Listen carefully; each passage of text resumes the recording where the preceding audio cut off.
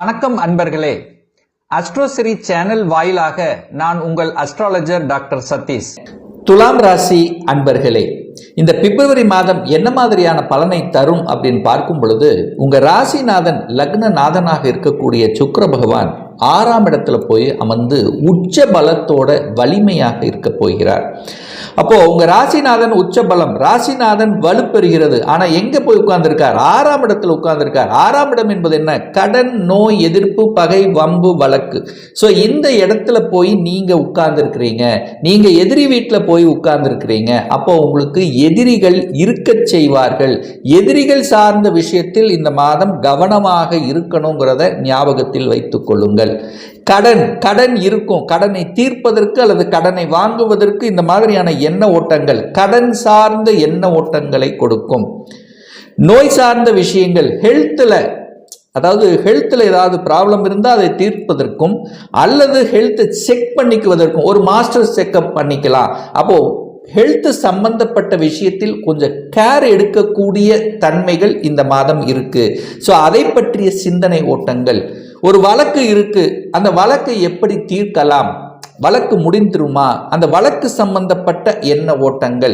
So இந்த மாதிரியான எண்ண ஓட்டங்கள் இந்த மாதம் இருக்கும். அதற்கு தகுந்த மாதிரி செயல் திட்டம் தீட்டி வெற்றி அடையக்கூடிய தன்மையும் இருக்கும். என சுக்கிரன் அங்கே போய் உட்கார்ந்துருக்கார். உங்க ராசிநாதன் வலுப்பெற்று உட்கார்ந்திருக்கார்.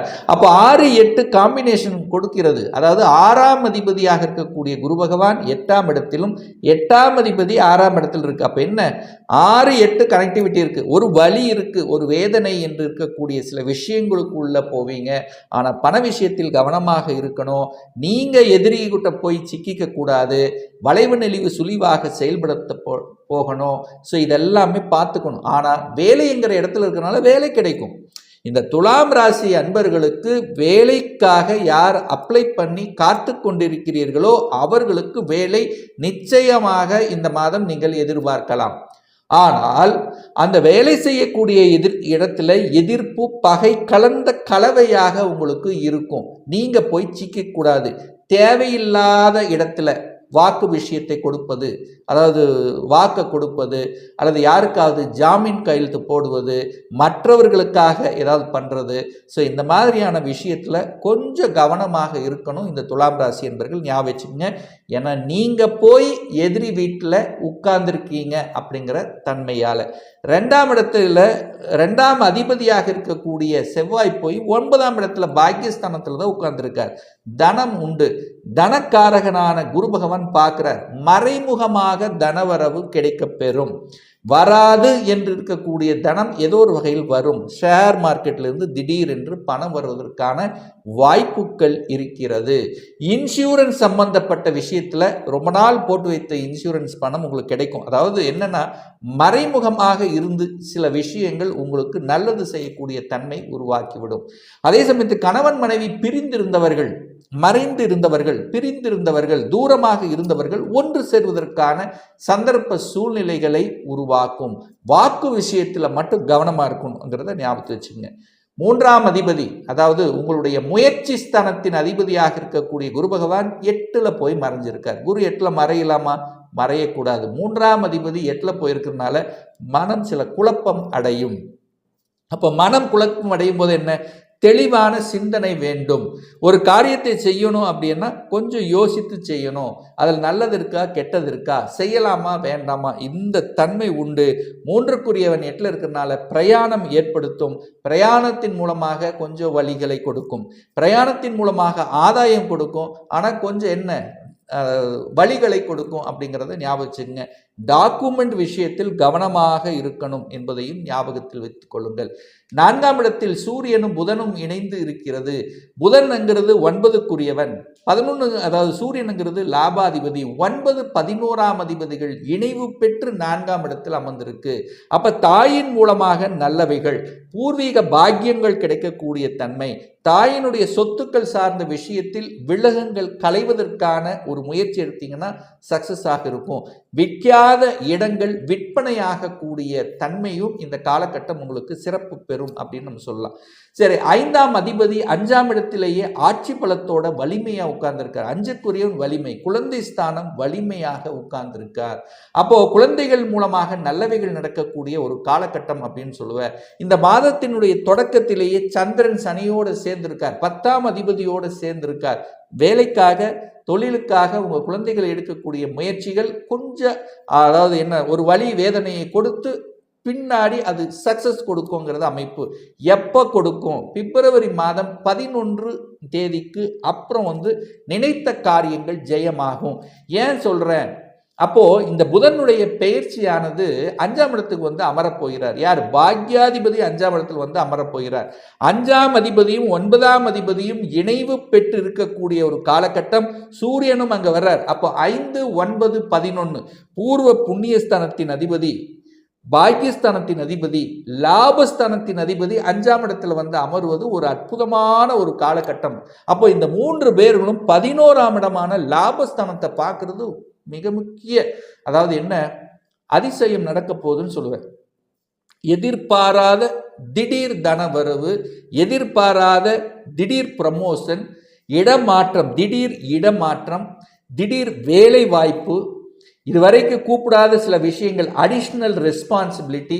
ஸோ இந்த மாதிரி நல்ல விஷயங்கள் நடப்பதற்குண்டான அத்தனை அம்சங்களும் இந்த காலகட்டம் இருக்கிறது. ஸோ இயற்கையாகி அந்த இறைவன் கொடுத்த வரத்தின் அடிப்படையில் நல்லவைகள்.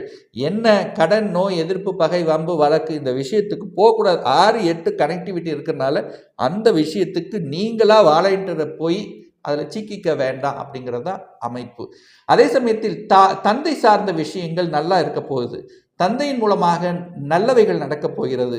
தந்தையினுடைய தொழில்கள் ஒரு சிலருக்கு அதை எடுத்து நடத்தக்கூடிய தன்மை இருக்கு.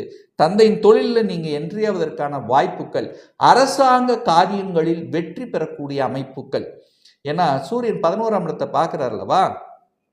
சூரியன் என்பது அதிகாரத்தை கொடுக்கக்கூடிய, ஆளுமைக்கு சொந்தக்காரர், அரசு சார்ந்த விஷயங்கள், அரசியல்வாதிகளை குறிக்கக்கூடிய கிரகம். ஸோ அது 5ஆம் இடத்தை உங்களுக்கு யோகத்தை தரக்கூடிய சனியோட சேர்கிறார். அப்போ சனி சூரியன் இணைந்தால் ஏதோ ஒரு வகையில் கெடுதல் அப்படின்னு சொல்லுவாங்களவா. ஆனால் அந்த துலாம் ராசி என்பவர்களுக்கு யோகத்தை தான் கொடுக்கும், நல்லவைகள் தான் நடக்கும். என்ன சின்ன சின்ன கருத்து வேறுபாடுகள் தோன்றும், ஆனால் தந்தையால் அனுகூலம், ஆதாயம் பெறக்கூடிய ஒரு ராசியாக நிச்சயமாக அமையும். இதில் எந்த மாற்று கருத்தும் கிடையாது. அதே சமயத்தில் வெளிநாட்டுக்கு செல்லக்கூடிய யோகம் என்பது இந்த காலகட்டம் உறுதியாக நடக்கும். ஏன்னா இதுவரைக்கும் குரு பகவான் வக்ரமாக இருந்தார் அல்லவா? இந்த பிப்ரவரி மாதம் 4ஆம் தேதி குரு பகவான் வக்ர நிவர்த்தி அடைகிறார். நிவர்த்தி அடைந்து 12ஆம் இடத்தை பார்க்கிறார். வெளிநாட்டு ஸ்தான கிரகத்தையே பார்க்கிறார், அந்த ஸ்தானத்தை பார்க்கிறார், ஸ்தான கிரகத்தையும் பார்க்கிறார். அப்போ என்ன நடக்க போகுது? வெளிநாட்டுக்கு பயணமாக போகிறீர்கள். திடீரென்று வெளிநாட்டுக்கு வாங்க அப்படின்னு கிடைக்க போகுது.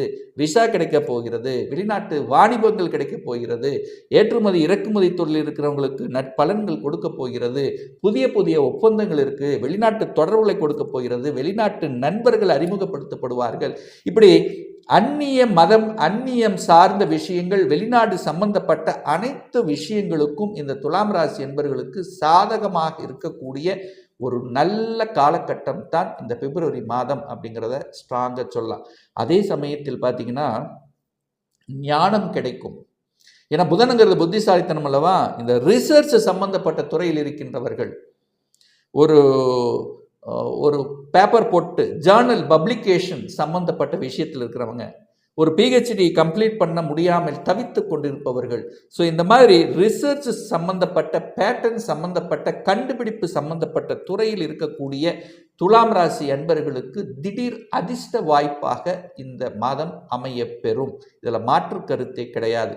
ஸோ ஒரு நல்ல தெய்வ வழிபாடு அப்படின்னு எடுத்துக்கொண்டால் இந்த துலாம் ராசி அன்பர்களுக்கு குரு பகவான், அதாவது குருங்கிறது தான் உங்களுக்கு இந்த துலாம் ராசி என்பவர்களுக்கு குருங்கிறது ஏதோ ஒரு வகையில் ஒரு சின்ன சின்ன கெடுதல்களை செய்யக்கூடிய 6ஆம் அதிபதியாக வர்றார் அல்லவா?